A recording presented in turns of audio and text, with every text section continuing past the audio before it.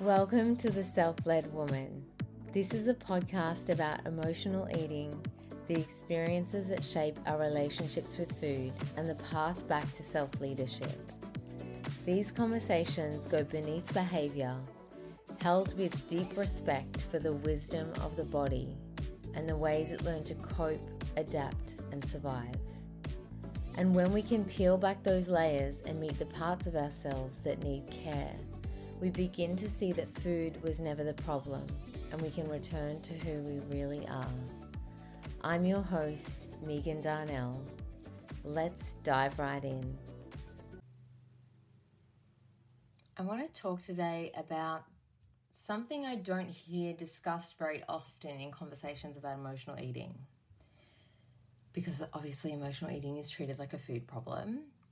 People talk about discipline, willpower, cravings.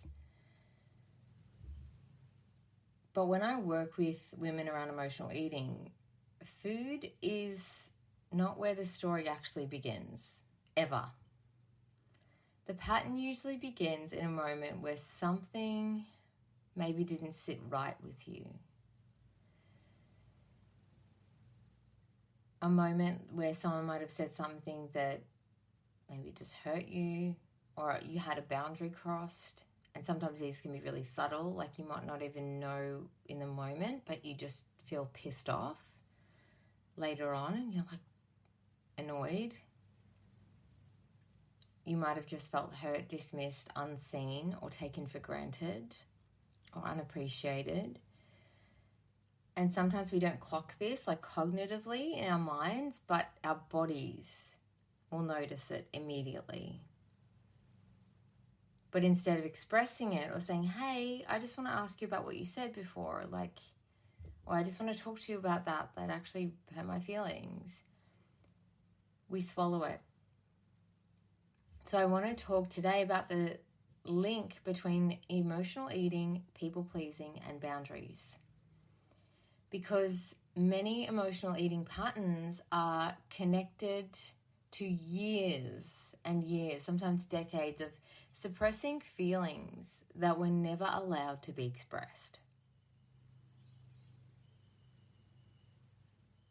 So most women, they'll say, I'm better at people pleasing than I used to be, or I, really should set a boundary. They have these beliefs around that.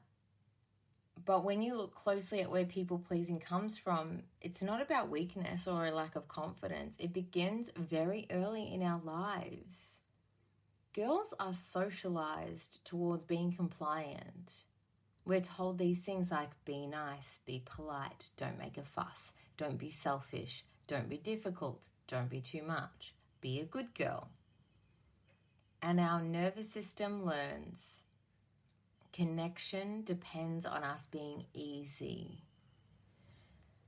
Or receiving love depends on us being accommodating and helpful.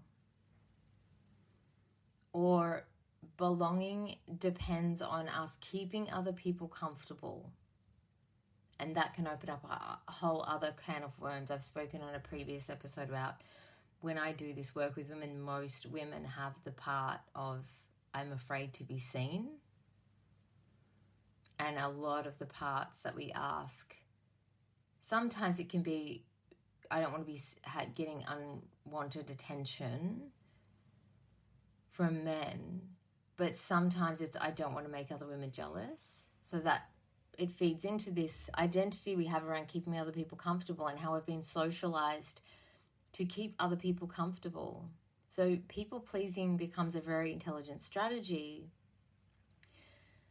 Because when we're young, when we're children, maintaining connection, receiving love and attention from our caregivers isn't just about us wanting attention or validation.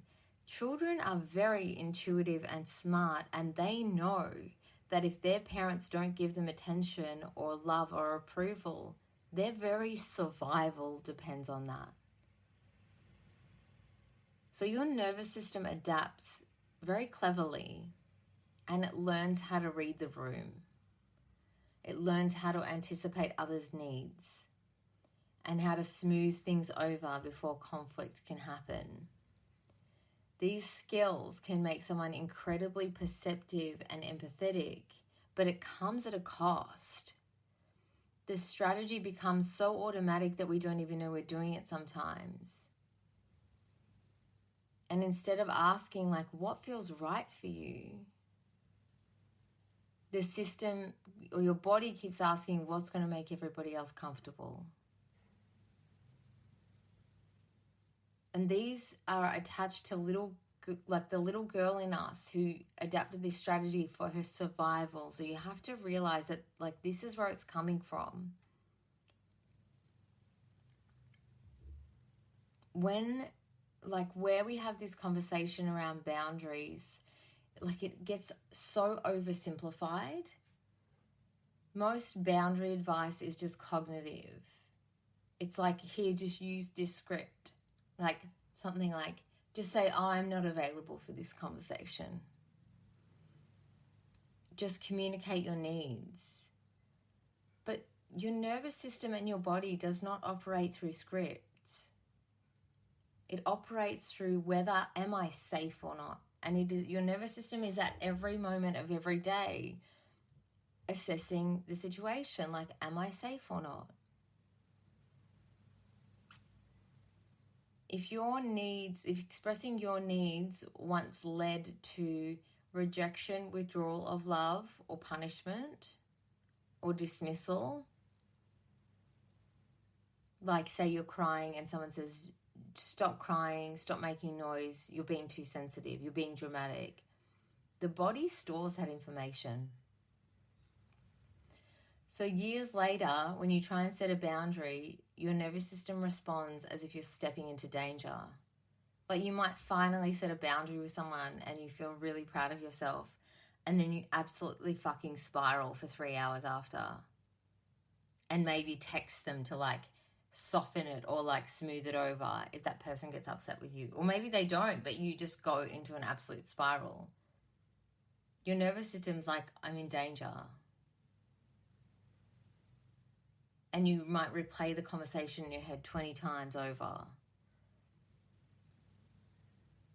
You might go back on your boundary, like you said no to someone, and then you go, oh, okay, well, I'll just do it this once or whatever. This isn't a mindset issue. This isn't going to, fix itself if you are given a script or coached by someone to, like, just be better at communicating. It's a nervous system response. In the nervous system, like, when we feel like we're in danger, we have fight, flight, freeze, and fawn. And the fawn response is what this pattern refers to. People are generally familiar with fight or flight, but fawning is just another trauma response. It's another way to respond to what we perceive as a threat. So instead of fighting the threat or running away from it, the nervous system learns to appease it. And obviously when we're children, we can't fight or flight. We cannot. Like, we are governed by our parents or our caregivers. So we learn to freeze or fawn if we can't complete that fight or flight response. So we learn to smooth things over to keep everybody else happy, to prevent conflict at all costs, because our survival depends on our caregivers. So losing connection for a child can feel life-threatening. And the body learns this very efficient strategy, keep the peace, even if it means ignoring how you feel, even if it means abandoning yourself and your needs and your feelings. And where emotional eating enters the picture here, like a moment for you where someone said something that didn't sit right for you, maybe your partner said something that hurt your feelings, or a colleague dumped something on your desk when you just really didn't have capacity for it, or they just crossed a line with you. Maybe a friend made a comment that just landed badly. Your body registers at that moment immediately. You feel the tension in your body. Even if you don't clock it, it's there. And sometimes you might question yourself and go back and forth in your mind, why am I so annoyed at that? Or then we might make excuses. Oh, they're just having a really rough time at the moment. I just need to be more supportive. Or I won't say anything. I'll just take the high road.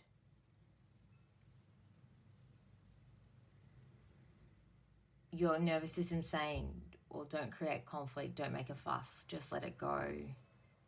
So you swallow it. You swallow the frustration, the resentment, the hurt.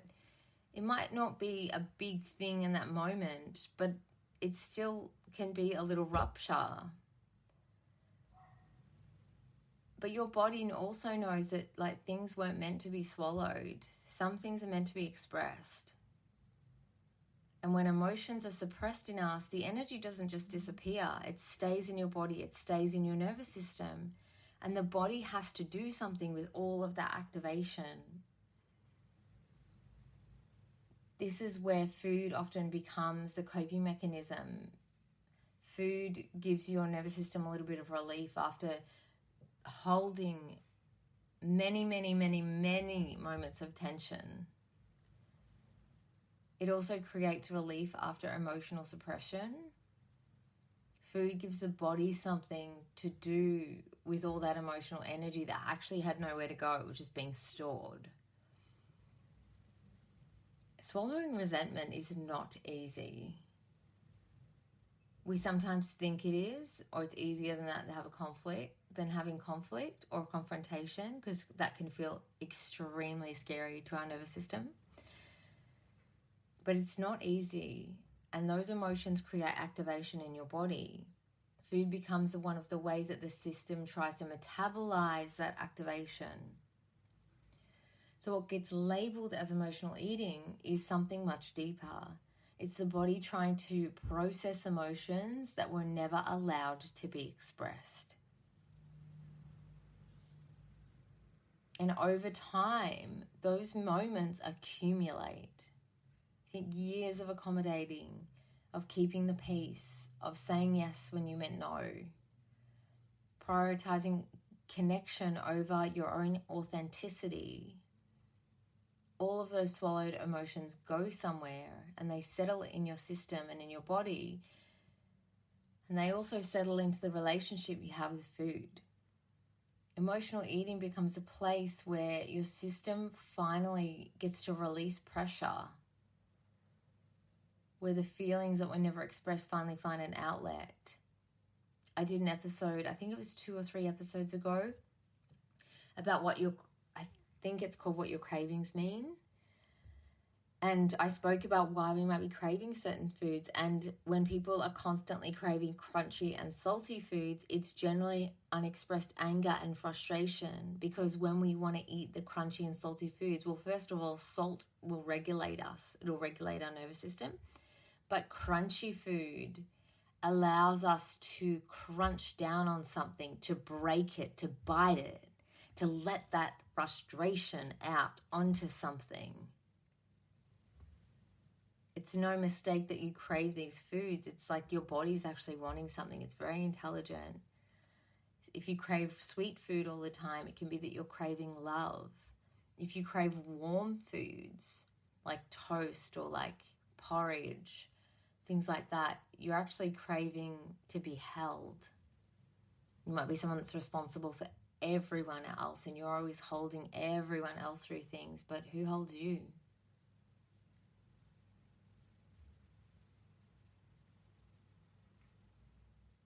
And this is why emotional eating patterns can last for years or decades, because the relational dynamic underneath it all hasn't actually changed. If you're still suppressing what you want to say, still avoiding conflict, and I want to say there's no shame in that, your system doesn't feel safe enough to have those conversations. And that's where the work is. It's not about pushing past your system and what it feels comfortable with, because if it doesn't feel safe, that's going to feel terrifying. That's why if you actually set a boundary, you're freaking out for hours afterwards thinking, oh, maybe I shouldn't have been so harsh. Maybe I should go and smooth it over with them. But if you're still doing that and still prioritizing other people's comfort over your own authenticity, over your own truth, over your own needs, food is going to become the place where that energy gets redirected. This isn't about lack of discipline or willpower. This is the body trying to process something that never had the chance to be expressed. And healing emotional eating is about helping the nervous system to feel safe enough to experience the emotion again, to feel anger without then feeling a wave of guilt afterwards, for being safe enough in your body to say no without feeling like you'll lose connection. Safe enough to hold a boundary without your body going into panic mode, even if that person isn't happy with that boundary. But boundaries aren't for them, they're for you. And when we can start to change those things from the inside out, something really powerful happens. The pressure that was driving the emotional eating begins to dissolve. Or maybe for you, it's the pressure of the emotional control. Some people don't emotionally eat, they emotionally control. But it begins to dissolve. And food no longer has to carry the emotional load for you. And your relationship with food begins to shift naturally. Why? Because we've actually started to repair the relationship you have with yourself. Not in some surface level way, in a really deep, attuned way. If you recognize yourself in this conversation, I want you to know, like, there's nothing wrong with you. You're not weak. You're not lacking discipline. Your system simply learned a strategy that once helped to keep you safe. Remember, those behaviors felt tied to your survival once upon a time. The work now isn't about forcing yourself to be different, about pushing through on things that don't feel safe in your body, because that will just create backlash somewhere else. It's about helping your nervous system discover that it's safe to exist without feeling bad or without disappearing. Like being able to show up as your full self, being able to speak for your needs.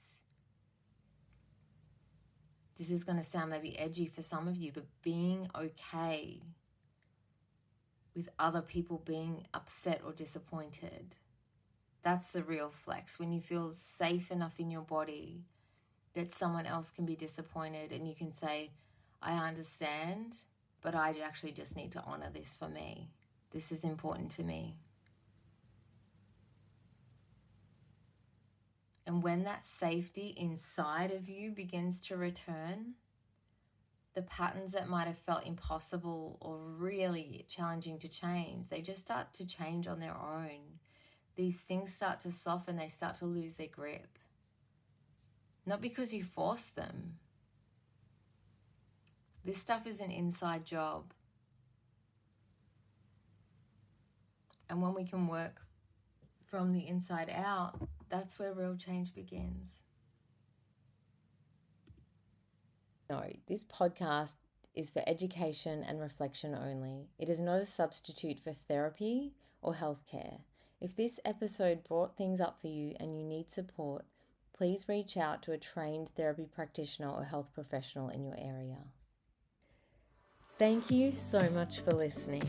If this episode resonated, please follow or subscribe to the podcast, leave a review, or share it with someone who might benefit from hearing it. You can also connect with me on Instagram at Megan Darnell Therapy. If you share the episode or want to let me know what landed for you, you're always welcome to message or tag me. I love hearing from you guys. Until next time, I'm Megan Darnell, and this is The Self-Led Woman.